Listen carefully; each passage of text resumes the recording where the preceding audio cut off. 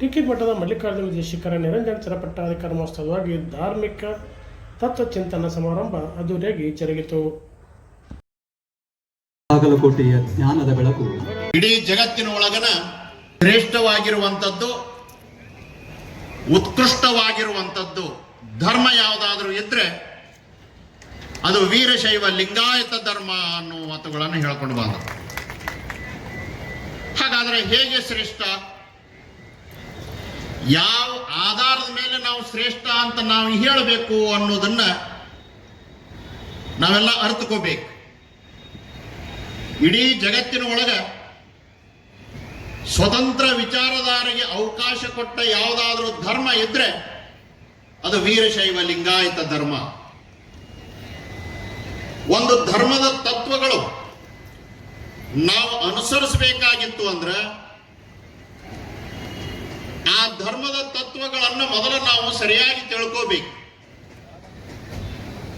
ಯಾವ ಧರ್ಮ ಶ್ರೇಷ್ಠ ಅನಿಸ್ಕೊಳ್ತದಂದ್ರ, ಯಾವ ಧರ್ಮದ ತತ್ವಗಳು ಶ್ರೇಷ್ಠ ಅನಿಸ್ಕೊಳ್ತಾವಂದ್ರ 4 ಚಿಂತನೆಗಳು ಅಲ್ಲಿರ್ಬೇಕಾಗ್ತದೆ. ಆ 4 ಚಿಂತನೆಗಳು ಯಾವುದು ಅಂದ್ರ, ಒಂದನೇದ್ದು ಆ ಧರ್ಮದ ತತ್ವದ ಚಿಂತನೆಗಳು ಒಬ್ಬ ವ್ಯಕ್ತಿಯ ವಿಕಾಸ ಆತ್ಮಾವಲೋಕನಕ್ಕೆ ಸಹಕಾರಿಯಾಗದವೋ ಇಲ್ಲೋ ಅನ್ನೋದನ್ನ ನಾವು ಅರ್ಥಕೋಬೇಕು. ವ್ಯಕ್ತಿಯ ವಿಕಾಸಕ್ಕೆ ಏನು ಅಂಶಗಳದವ ಅನ್ನೋದನ್ನ ನಾವು ಚಿಂತನೆ ಮಾಡ್ಕೊಂಡ್ಬರ್ಬೇಕು. ಎರಡನೇ ವಿಚಾರ ಏನು ಅಂದ್ರ, ಯಾವ ಧರ್ಮದ ತತ್ವಗಳನ್ನ ಯಾವ ವ್ಯಕ್ತಿ ಓದ್ಕೊಂಡು ಬರ್ತಾನ, ಯಾವ ವ್ಯಕ್ತಿ ವಿಚಾರ ಮಾಡಿಕೊಂಡು ಬರ್ತಾನ, ಆ ಓದಿದ ವ್ಯಕ್ತಿ ಅದನ್ನ ತಿಳ್ಕೊಳ್ಳಿಕ್ಕೆ ಪ್ರಯತ್ನ ಮಾಡುವ ವ್ಯಕ್ತಿಯನ್ನ ಆ ಮೌಲ್ಯಗಳು ಸಮಾಜಮುಖಿಯನ್ನಾಗಿ ಮಾಡ್ಕೊಂಡ್ಬರ್ಬೇಕು. ಸಮಾಜಮುಖಿ ಅಂದ್ರೆ ಸಾಮಾಜಿಕ ಚಿಂತನೆಯನ್ನ, ಅಂದ್ರೆ ಸ್ವಾರ್ಥಪರ ಅಲ್ಲದೆ ನಿಸ್ವಾರ್ಥಪರ ಚಿಂತನೆ ಮಾಡ್ಕೊಳ್ತಾ ಲೋಕದ ಕಲ್ಯಾಣವನ್ನು ಆ ವ್ಯಕ್ತಿ ಬಯಸಬೇಕಾಗ್ತದ. ಅಂತ ಮೌಲ್ಯಗಳನ್ನ ತತ್ವಗಳಲ್ಲಿ ನಾವು ಕಂಡುಕೋಬೇಕಾಗ್ತದೆ. ಎರಡಾದ್ರು. ಇನ್ನ ಮೂರನೇದು ಯಾವುದು? ಮೂರನೇ ಚಿಂತನೆಗಳು ಅಂದ್ರೆ ವೀರಶೈವ ಮೂರನೇ ಚಿಂತನೆಗಳು ಅಂದ್ರೆ ಯಾವ ಧರ್ಮದ ತತ್ವಗಳು ನಾವು ಏನು ಓದ್ತೇವೆ, ಯಾವುದೇ ಜಾತಿಯವರು ಇರಲಿ, ಯಾವುದೇ ಪರಂಪರೆ ಅವರು ಇರಲಿ, ಆ ಮೌಲ್ಯಗಳು ಹೆಂಗಿರಬೇಕು ಅಂದ್ರೆ ಸಾರ್ವತ್ರಿಕವಾಗಿರಬೇಕು. ಅದನ್ನು ಓದಿದವ್ರಿಗೆ ಏನ್ ಅನಿಸ್ಬೇಕು ಅಂದ್ರೆ ಇವು ನಮ್ಮವೇ ಅನ್ನುವಂಥ ಭಾವನೆ ಬರಬೇಕು. ಈ ತತ್ವಗಳು ನಮಗೆ ಹೇಳಿದ್ದು ಅನ್ನೋಂಥ ಭಾವ ಯಾವುದೇ ಪರಂಪರೆಯವರು ಓದಿದ್ರು ಆ ಭಾವನೆ ಆ ವ್ಯಕ್ತಿಗಳಲ್ಲಿ ಬರಬೇಕು. ಅದಕ್ಕೆ ನಿಜವಾದ ಧರ್ಮದ ತತ್ವಗಳು ಅಂತ ನಾವು ಕರ್ಕೊಂಡು ಬರ್ತೇವೆ. ಇನ್ನು ನಾಲ್ಕನೇದ್ದು ಬಹಳ ಮುಖ್ಯವಾಗಿರುವಂಥದ್ದು ಅದು ಯಾವುದು ಅಂತಂದ್ರೆ ಸ್ತ್ರೀ ಪರ ಚಿಂತನೆಗಳು, ಮಹಿಳಾ ಪರ ವಿಚಾರಧಾರೆಗಳು, ಸ್ತ್ರೀ ಪುರುಷ ಭೇದ ಮಾಡದೆ ಸ್ತ್ರೀ ಪುರುಷ ಸಮಾನತೆಯನ್ನ ಎಲ್ಲಿ ನಾವು ಧರ್ಮದ ತತ್ವಗಳಲ್ಲಿ ಕಂಡುಕೊಂಡು ಬರ್ತೇವೆ ಅಂತ ಧರ್ಮ ಅದು ಶ್ರೇಷ್ಠ ಧರ್ಮ ಅಂತ ಅನಿಸ್ಕೊಳ್ತದೆ ವಿನಃ ಇಲ್ಲ ಅಂತಂದ್ರೆ ಇಲ್ಲ. ಅದಕ್ಕಾಗಿನ 4 ಚಿಂತನೆಗಳು, ಒಂದು ವ್ಯಕ್ತಿ ವಿಕಾಸ, ಆ ವ್ಯಕ್ತಿ ಸಮಾಜಮುಖಿಯನ್ನಾಗಿ ಮಾಡುವಂಥದ್ದು, ಹಾಗೆಯೇ ಸಾರ್ವತ್ರಿಕ ಮೌಲ್ಯಗಳನ್ನು ಹೇಳುವಂಥದ್ದು, ಸ್ತ್ರೀ ಪುರುಷ ಸಮಾನತೆಯನ್ನು ಬೋಧಿಸುವಂಥದ್ದು. ಈ 4 ಚಿಂತನೆಗಳು ಯಾವ ಧರ್ಮದ ತತ್ವಗಳಲ್ಲಿ ಇರ್ತಾವ ಅದೇ ನಿಜವಾದ ಧರ್ಮ ಅಂತ ಅನಿಸ್ಕೊಳ್ತದೆ. ಅಂತ 4 ತತ್ವಗಳನ್ನು ನಾವು ಎಲ್ಲಿ ಕಾಣ್ತೇವೆ ಅಂದ್ರೆ ಅದು ವೀರಶೈವ ಲಿಂಗಾಯತ ಧರ್ಮದಲ್ಲಿ ನಾವು ಕಂಡುಕೊಂಡು ಬರ್ತೇವೆ. ಸಮಾನತೆಯನ್ನು ಬೋಧಿಸಿರುವ ಧರ್ಮ. ಹಾಗೇನೆ ಅದಕ್ಕೆ ಹಲವಾರು ಹೆಸರುಗಳನ್ನವ. ಅದ್ರ ಒಳಗೆ ಸಮನ್ವಯ ಧರ್ಮ. ಸಮನ್ವಯ ಧರ್ಮ ಅಂದ್ರೆ ಎಲ್ಲದರಲ್ಲಿಯೂ ಸಮಾನತೆಯನ್ನ ಕಾಣುವಂತ ಧರ್ಮ. ಹೆಚ್ಚಿಗೆ ವಿಷಯ ಪ್ರತಿಪಾದನೆ ಮಾಡಕ್ ಹೋಗಂಗಿಲ್ಲ, ನೇರವಾಗಿ ವಿಷಯಕ್ಕೆ ಬಂದುಬಿಡ್ತೇನೆ. ಇವತ್ತು ಧರ್ಮ ತತ್ವ ಚಿಂತನೆ ಗೋಷ್ಠಿಯಲ್ಲಿ ಈ ನಮ್ಮ ಪರಂಪರೆಯ ತತ್ವಗಳನ್ನು ತಿಳಿಸುವ ಸಂಬಂಧ 3 ವಿಷಯಗಳನ್ನು ಇಲ್ಲಿ ಪ್ರತಿಪಾದನೆ ಮಾಡಿದ್ದಾರೆ.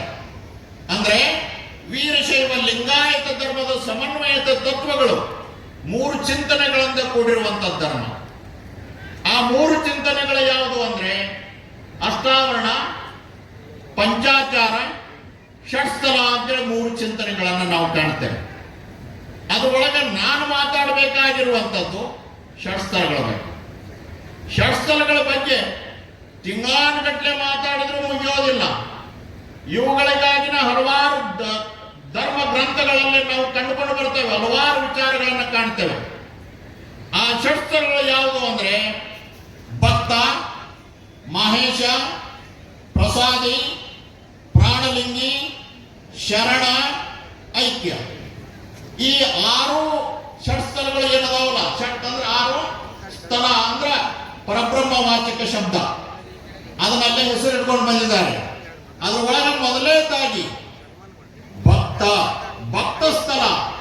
ನಾವು ಮೊದಲು ದೈವ ಭಕ್ತರಾಗಬೇಕು. ನಾವು ಆತ್ಮ ಸಾಕ್ಷಾತ್ಕಾರ ಮಾಡಿಕೊಳ್ಳಿಕ್ಕಾಗಿ ಮಾನವ ಜನ್ಮ ಬಂದಿರುವಂತದ್ದನ್ನು ಮೊದಲು ನಾವು ತಿಳ್ಕೋಬೇಕು. ಮಾತಿನಲ್ಲಿ ಹೇಳ್ಬೇಕಂದ್ರೆ ಇವತ್ತು ನೀವು ಎಲ್ಲರೂ ಧರ್ಮದಿಂದ ನಡ್ಕೊಂಡ್ರೆ ಮಾತ್ರ ಸಮಾಜದಲ್ಲಿ ಶಾಂತಿ ನೆಮ್ಮದಿ ಇರಲಿಕ್ಕೆ ಸಾಧ್ಯ ಆಗ್ತದ ಅನ್ನುವಂಥ ಮಾತನ್ನ ಈ ಸಂದರ್ಭದಲ್ಲಿ ಹೇಳ್ತಾ, ಕಳೆದ 1 ತಿಂಗಳಿಂದ ಇವತ್ತು ಪುರಾಣದ ಕಾರ್ಯಕ್ರಮ ಎಲ್ಲ ನಿಮ್ಮೆಲ್ಲರ ಸಹಾಯ ಸಹಕಾರದಿಂದ ಬಹಳಷ್ಟು ಯಶಸ್ವಿಯಾಗಿ ನಡೆದು ಬಂದದ್ದನ್ನು ನಾವೆಲ್ಲ ನೋಡಿದ್ದೀವಿ. ಆದರೆ ಪಂಥ ಪಂಗಡಗಳನ್ನೆಲ್ಲವನ್ನು ಬದಿಗಿಟ್ಟು ಸಮಾಜ ನಿರ್ಮಾಣ ಮಾಡಲಿಕ್ಕೆ ಸರ್ವರಿಗೂ ಸಮಪಾಲು ಸರ್ವರಿಗೂ ಸಮಬಾಳು ಅನ್ನುವಂಥ ಒಂದು ಸ್ವತಂತ್ರವಾದಂಥ ವೀರಶೈವ ಲಿಂಗಾಯತ ಧರ್ಮವನ್ನು 12ನೇ ಶತಮಾನದ ಶರಣರು ಇವತ್ತು ನಮಗೆ ಬಿಟ್ಟು ಹೋಗಿದ್ದಾರೆ. ಬಹಳ ಇಷ್ಟ ಒಂದು ಈಗಾಗಲೇ ಪೂಜ್ಯರು ಹೇಳಿದಂಗೆ ಮೌಲ್ಯಗಳನ್ನು ಎತ್ತಿಡಿಯುವಂಥ, ಧರ್ಮವನ್ನು ಎತ್ತಿಡಿಯುವಂಥ ಕೆಲಸ ಇವತ್ತು ಈ ನಮ್ಮ ವೀರಶೈವ ಲಿಂಗಾಯತ ಧರ್ಮ ಇದೆ ಅನ್ನೋದನ್ನು ನಾವು ಅರ್ಥ ಮಾಡ್ಕೋಬೇಕಾಗಿದೆ. ಅಷ್ಟಾವರಣಗಳ ಉದ್ದೇಶ ಏನು ಅಂತಂದರೆ, ಒಳಗಿನ ಸದ್ಗುಣಗಳು ಹೊರಗೆ ಹೋಗಬಾರ್ದು, ಹೊರಗಿನ ದುರ್ಗುಣಗಳು ಒಳಗೆ ಬರಬಾರ್ದು ಅಂದರೆ ಅಷ್ಟಾವರಣಗಳ ಆಚರಣೆ ಮಾಡಬೇಕು. ಒಳಗಿನ ಸದ್ಗುಣಗಳು ಹೊರಗೆ ಹೋಗಬಾರ್ದು, ಹೊರಗಿನ ದುರ್ಗುಣಗಳು ಒಳಗೆ ಬರಬಾರ್ದು. ಹಾಗಾಗಬೇಕು ಅಂತಂದರೆ ಅಷ್ಟಾವರಣಗಳು ಬೇಕು. ಅದರಲ್ಲಿ ಮೊದಲನೇದಾಗಿ ಈ ಅಷ್ಟಾವರಣಗಳನ್ನು ನಾವು 4 ಭಾಗಗಳಾಗಿ ವಿಂಗಡಣೆ ಮಾಡ್ಕೊಳ್ತಿದ್ದೀವಿ. ಒಂದು ಹತ್ತದೆ ಅನೇನ ದೇಹಾಧಿಕಂ ಇತಿ ಆವರಣಕಂ ಅನ್ನುವಂಥದ್ದು ಒಂದು ಪ್ರಸಿದ್ಧವಾದ ಲೋಕೋಕ್ತಿ. ಭಕ್ತ ಅಥವಾ ಆಧ್ಯಾತ್ಮಿಕ ಸಾಧಕನನ್ನು ಅಪಾಯಗಳಿಂದ ರಕ್ಷಿಸುವುದೇ ಅಷ್ಟಾವರಣಗಳು ಅಂತ. ಅಂದರೆ ಒಳಗಿನ ಸದ್ಗುಣ ಹೊರಗೆ ಹೋಗಬಾರ್ದು, ಒಳಗಿನ ದುರ್ಗುಣ ಒಳಗೆ ಬರಬಾರ್ದು. ಈ 4 ಭಾಗ ನಾವು ಗಮನಿಸ್ಬೇಕು ದಯಮಾಡಿ. ಏನಂದರೆ ಬ್ರಹ್ಮಾಂಡದ ಅಷ್ಟಾವರಣಗಳು ಅಂತಿವೆ, ಪಿಂಡಾಂಡದ ಅಷ್ಟಾವರಣಗಳು ಅಂತಿವೆ, ಬಹಿರಂಗದ ಅಷ್ಟಾವರಣಗಳು ಅಂತಿವೆ. 4 ಭಾಗಗಳನ್ನು ನಾವೆಲ್ಲ ಅಧ್ಯಯನ ಮಾಡಬೇಕಾಗ್ತದೆ. ಈ ಬ್ರಹ್ಮಾಂಡದ ಅಷ್ಟಾವರಣಗಳಂದರೆ ಈ ಪ್ರಕೃತಿಗೆ ಸೇರಿದಂಥವು. ಪೃಥ್ವಿ, ಅಪ್ಪು, ತೇಜ, ವಾಯು, ಆಕಾಶ, ಆತ್ಮ, ಸೂರ್ಯ, ಚಂದ್ರ. ಪೃಥ್ವಿಗೆ ಸಹನ ಶಕ್ತಿ ಇದೆ, ಅಪ್ಪುವಿಗೆ ಆಪ್ಯಾಯನ ಇದೆ, ತೇಜಕ್ಕೆ ದಾಹ ಇದೆ, ವಾಯುವಿಗೆ ಚಲನ ಇದೆ, ಆಕಾಶಕ್ಕೆ ವ್ಯಾಪನ ಇದೆ, ಆತ್ಮಕ್ಕೆ ಬುದ್ಧಿ ಇದೆ, ಸೂರ್ಯನಿಗೆ ಪ್ರಕಾಶ ಇದೆ, ಚಂದ್ರನಿಗೆ ಆಹ್ಲಾದ. ಇದು ಬ್ರಹ್ಮಾಂಡದ ಅಷ್ಟಾವರಣಗಳಾಯಿತು. ಇದನ್ನು ಈ ಪಿಂಡಾಂಡದ ಅಷ್ಟಾವರಣಗಳಿಗೆ ಪರಿವರ್ತಿಸಿಕೊಂಡಾಗ ಹೇಗಾಗ್ತದೆ? ಗುರು, ಲಿಂಗ, ಜಂಗಮ, ವಿಭೂತಿ, ರುದ್ರಾಕ್ಷಿ, ಮಂತ್ರ, ಪಾದೋದಕ, ಪ್ರಸಾದ. ಈ ಗುರು, ಲಿಂಗ, ಜಂಗಮ ಮೊದಲಿನ 3 ಏನದಾವ ನೋಡ್ರಿ. ಗುರು, ಲಿಂಗ, ಜಂಗಮ. ಈ ಮೊದಲು 3 ಏನದಾವ ನೋಡ್ರಿ. ಇವು 3 ಪೂಜ್ಯನೀಯ ವಸ್ತುಗಳು. ಇಲ್ಲಿ ಮತ್ತು ವರ್ಗೀಕರಣ ನಾವು ಮಾಡ್ಕೋಬೇಕು ಖಂಡಿತವಾಗಿ. ಗುರು, ಲಿಂಗ, ಜಂಗಮ ಇವು ಪೂಜ್ಯನೀಯ ವಸ್ತುಗಳು. ಇನ್ನು ವಿಭೂತಿ, ರುದ್ರಾಕ್ಷಿ, ಮಂತ್ರ ಏನಿವೆ ಅಲ್ಲ, ಇವು ಪೂಜಿಸುವ ಸಾಧನಗಳಿವು. ಒಂದು ಪೂಜನೀಯ ವಸ್ತುಗಳು, ಇನ್ನೊಂದು ಪೂಜೆಗೆ ಬೇಕಾಗಿರುವಂಥ ಸಾಧನಗಳು. ಇನ್ನು ಕೊನೆಗೆ 2 ಇವೆ ನೋಡ್ರಿ, ಪಾದೋದಕ ಮತ್ತು ಪ್ರಸಾದ. ಇದು ಬಹಳ ಮುಖ್ಯವಾಗಿರುವಂಥದ್ದು, ನಾವೆಲ್ಲ ಗಮನಿಸಬೇಕು. ಈ ಪಾದೋದಕ ಪ್ರಸಾದ ಕೊನೆ ಒಮ್ಮೆ ಹೇಳುವಾಗ ಏನಾಗ್ತೈತಿ, ನಾವು ಗುರು, ಲಿಂಗ, ಜಂಗಮ, ಪಾದೋದಕ, ಪ್ರಸಾದ, ವಿಭೂತಿ, ಮಂತ್ರ ಅಂತ ಹೇಳ್ತೀವಿ. ಬಟ್ ಹಾಗಲ್ಲ. ಪೂಜನೀಯ ವಸ್ತುಗಳೇ ಬೇರೆ, ಅವು ಪೂಜನೀಯ ವಸ್ತುಗಳಿಗೆ ಪೂಜೆ ಸಾಧನೆಗಳು ಬೇರೆ, ಅದರಿಂದ ಆಗುವಂಥ ಲಾಭಗಳು ಬೇರೆ. ಹೀಗೆ ವರ್ಗೀಕರಣ ಮಾಡಿಕೊಂಡ್ರೆ ಅಷ್ಟಾವರಣಗಳ ಅರ್ಥ ನಮಗಾಗ್ತದೆ. ಒಬ್ಬ ಸನ್ಯಾಸಿ ಸರ್ವಸಂಗ ಪರಿತ್ಯಾಗಿ ಸಮಾಜಮುಖಿ ಮನೋಸ್ಥಿತಿ ಲೋಕಾನುಭವ ಆತ್ಮ ಕಲ್ಯಾಣ ಜೊತೆಗೆ ಲೋಕ ಕಲ್ಯಾಣದ ಅನುಭವ ಆದಾಗ ಪರಿಪಕ್ವವಾಗಿರುವಂತಹ ಮಠಾಧಿಪತಿ ಆಗ್ತಾರೆ ಅಂತೇಳಿ. ಸಮಾಜದಲ್ಲಿ ಎಲ್ಲ ಇರ್ತವೆ. ಅಕ್ಮಾದಿ ಹೇಳ್ತಾರೆ ನೋಡ್ರಿ, ಬೆಟ್ಟದ ಮೇಲೊಂದು ಮನೆಯ ಮಾಡಿ ಮೃಗಗಳಿಗೆ ಅಂಜಿದೊಡೆ ಎಂತಯ್ಯ, ಸಂತೆಯೊಳಗೊಂದು ಮನೆಯ ಮಾಡಿ ಶಬ್ದಕ್ಕೆ ನಾಚಿದೊಡೆ ಎಂತಯ್ಯ, ಸಮುದ್ರದ ತಡೆಗಳೊಂದು ಮನೆಯ ಮಾಡಿ ನೆರೆತೊರೆಗಳಿಗೆ ಅಂಜಿದೊಡೆ ಎಂತಯ್ಯ, ಕೂಡಲ ಚನ್ನಮಲ್ಲಿಕಾರ್ಜುನ ದೇವ ಲೋಕದಲ್ಲಿ ಹುಟ್ಟಿದ ಬಳಿಕ ಸ್ತುತಿ ನಿಂದೆಗಳಿಗೆ ಅಂಜಿದೊಡೆ ಎಂತಯ್ಯ ಅಂತೇಳಿ. ಅಂದ್ರೆ ಸರ್ವಸಂಗ ಪರಿತ್ಯಾಗಿ ಯಾರಾಗ್ತಾರೆ, ಅರ್ಥಾತ್ ಯಾರು ಮಠಾಧಿಪತಿ ಆಗ್ಬೇಕಂತಿದ್ದಾರೆ, ಜಗತ್ತಿನಲ್ಲಿ ಪ್ರಶಂಸನೆಗಿಂತ ಹೆಚ್ಚಾಗಿ ತೆಗಳಿಕೆ ಇರುತ್ತೆ. ಏನೇ ಕೆಲಸ ಮಾಡಿದ್ರು ಕೂಡ ನಿಮಗೆ ನಕಾರಾತ್ಮಕ ಧೋರಣೆ ನಿಮ್ಮ ಸುತ್ತ ಇರುತ್ತೆ. ಈ ನಕಾರಾತ್ಮಕ ಧೋರಣೆ, ತೆಗಳಿಕೆ, ನೆಗೆಟಿವ್ ಎನರ್ಜಿ ವಿರುದ್ಧ ಯಾರು ಪಾಸಿಟಿವ್ ಆಗಿ ಗಟ್ಟಿಯಾಗಿ ನಿಲ್ತಾರಲ್ಲ ಆತ ನಿಜವಾದ ಮಠಾಧಿಪತಿ ಆಗಲು ಸಾಧ್ಯ. ಕಾರ್ಯಕ್ರಮ ಸ್ವಲ್ಪ ಇದು ಜಟಿಲವಾದ ಕಾರ್ಯಕ್ರಮ ಖರೆ, ಆದರೆ ಎಲ್ಲರೂ ತುಂಬ ಚೆನ್ನಾಗಿ ಬಿಡಿಸಿ ಬಿಡಿಸಿ ಹೇಳ್ತಕ್ಕಂಥ ಕೆಲಸವನ್ನು ಮಾಡಿದರು. ಒಂದೇ ನಿಮಗೆ ಅಗದಿ ಈಜಿಯಾಗಿ ಈ ಶಟಸ್ಥಲದಲ್ಲಿ ಏನು ಹೇಳಿದ್ರು ಎಲ್ಲ ಅಷ್ಟಾವರಣ, ಪಂಚಾಚಾರ, ಶಟಸ್ಥಲ ಇವನ್ನೆಲ್ಲ ಏನು ಹೇಳಿದರು ಅದು ಎಲ್ಲಿ ಹೆಂಗೆ ಆಗತ್ತೆ ಅನ್ನೋದನ್ನೇ ನಿಮಿಷದಲ್ಲಿ ನಿಮಗೆ ಹೇಳಿಬಿಡ್ತೀನಿ ನಾನು. ಅದು ಪ್ರತಿನಿತ್ಯ ನಡೀತಾ ಇರ್ತದೆ ನಮ್ಮ ಜೀವನದಲ್ಲಿ. ಅದು ಹೆಂಗಾಗತ್ರಿ ಹಂಗಾಗತ್ರಿ ಹಂಗಾಗತ್ರಿ ಅಂತ ನಾವು ಅಂದ್ರಲ್ಲ, ಅದು ದಿವಸ ನಡೀತಾನೆ ಇರ್ತದೆ ಇದು. ಅದಕ್ಕೆ ನಮ್ಮವರು ಈ ಶೂನ್ಯ ಅಂತ ಯಾಕೆ ಇಟ್ರು ಅಂತಂದ್ರೆ ಎಲ್ಲಿ ಪ್ರಾರಂಭ ಆಗತ್ತೆ ಅಲ್ಲಿಗೆ ಮುಗಿತಿದೆ, ಅಲ್ಲಿಂದ ಮತ್ತೆ ಪ್ರಾರಂಭ ಆಗ್ತದೆ. ಅದಕ್ಕೆ ಆ ಶೂನ್ಯವನ್ನ ಇಟ್ರವರು. ಅದಕ್ಕೆ ಇಷ್ಟು ಎಲ್ಲ ಅದ್ರಾಗ ನಡೀತಾ ಇರ್ತಾವೆ, ಎಲ್ಲ ಪ್ರತಿನಿತ್ಯ ನಡೀತಾ ಇರ್ತಾವ. ಸುಮ್ಕೆ ಒಂದು ನಿಮ್ಗೆ ಅದೊಂದು ಜಳಕ್ ಕೊಡ್ತೀನಿ. ಸುಮ್ಮ ನಿಮಗೆಲ್ಲ ಸಾಕಷ್ಟಾಗಿದೆ. ನೀವು ಸ್ನಾನ ಮಾಡ್ತಿರಲ್ಲ, ಸ್ನಾನ ಮಾಡೋದೇನದ, ಬಚ್ಚಲ ಮನೆಗೆ ಹೋಗಿ ಸ್ನಾನ ಮಾಡೋದೇನದ, ಅದು ಭಕ್ತ ಸ್ಥಳ. ಬಹಳ ಈಜಿ ನೋಡ್ರಿ. ನಮ್ಮವ್ರು ಎಷ್ಟು ಅನುಕೂಲ ಮಾಡಿಕೊಟ್ರು. ಅಲ್ಲಿಂದ ಬಂದು ನೀವೇನದು ಗದ್ಗಿ ಮೇಲೆ ಕುಂಡಿರ್ತಿರಲ್ಲ, ಅದು ಮಹೇಶ ಸ್ಥಳ.